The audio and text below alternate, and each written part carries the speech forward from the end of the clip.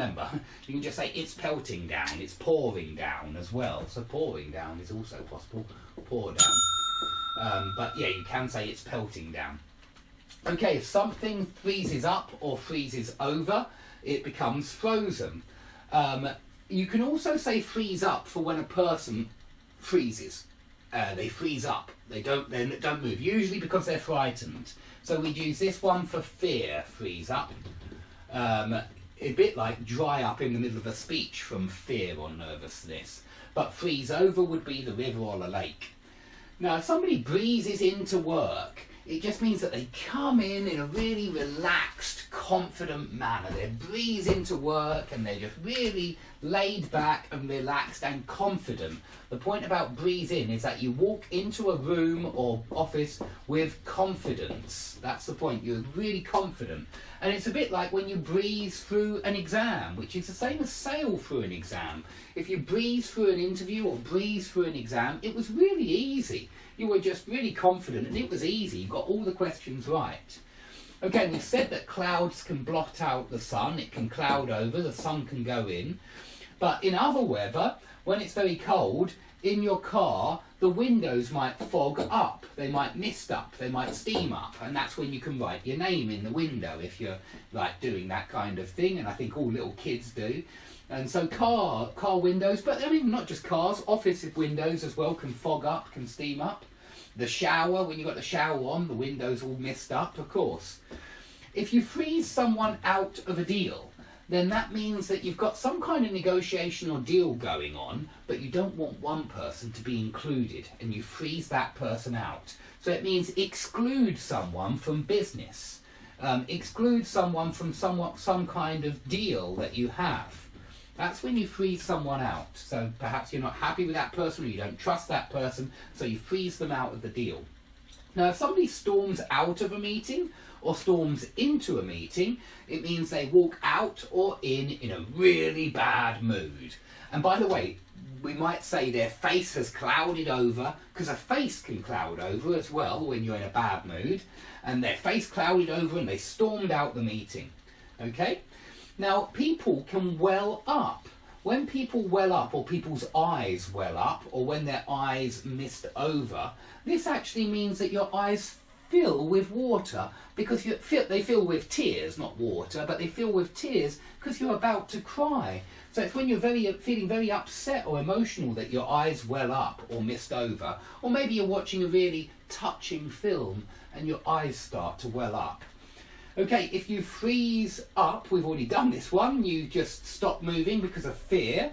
If your face clouds over, we've done that one, you suddenly look like you're in a really bad mood. It's just suddenly a dark cloud passes over your face.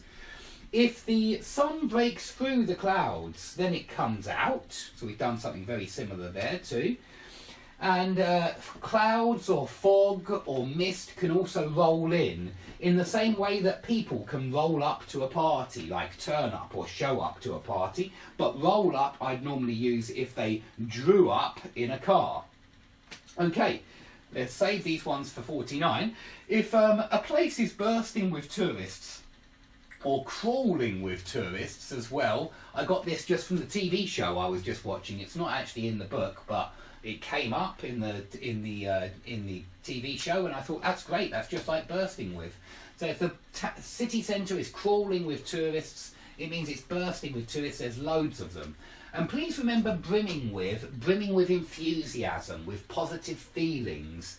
You know, brimming with excitement, that kind of thing. Meaning full of again, full of enthusiasm. If a place is steeped in history or culture or traditions, it's full of those things. But this phrasal verb collocates very well with history, culture and traditions. Now, a place can also be dotted with churches or dotted with cafes, and it just means they've got loads of this particular item. But remember as well the negative one, riddled with holes, riddled with disease.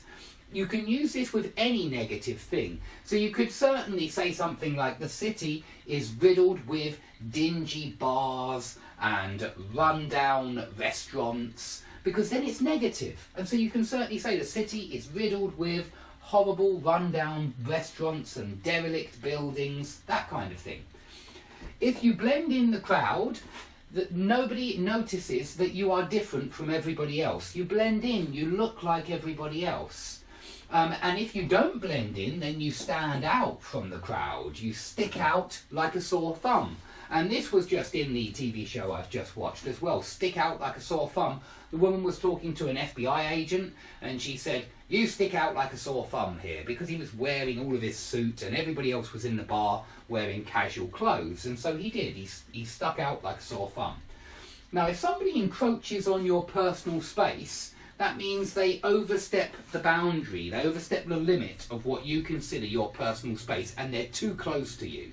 But your neighbour could encroach on your garden if they start to try and push some of their garden into your garden. Or maybe the neighbour's tree encroaches on your garden. It comes over the fence and it takes up a lot of space. So encroach on means go over the limits of something, to go past the boundary of something, to go further than you should actually go. Let me just check everything's working. Yep, it all seems to be working okay.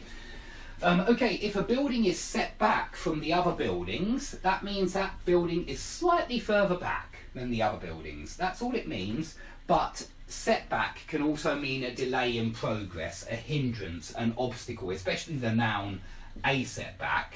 So it does mean something else as well.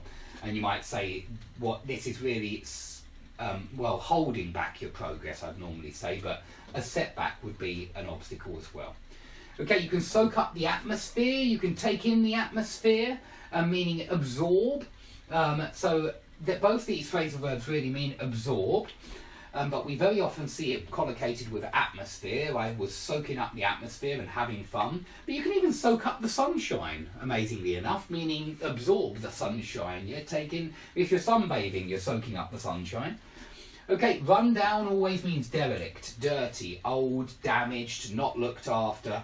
So a rundown restaurant will be an old and unattractive, dirty restaurant. Not a very nice place.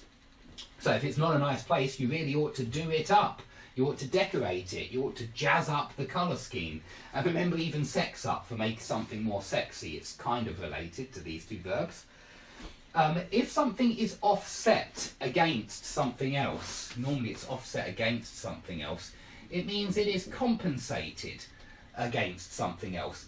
So you might say that the advantages are offset against the disadvantages, and it just means they equalise, yeah, they compensate each other. Now, if a roof caves in, I certainly hope this roof never caves in, or if the roof falls in, it just means collapse. So cave in or fall in can mean collapse with buildings. If a building is boarded up, it means all the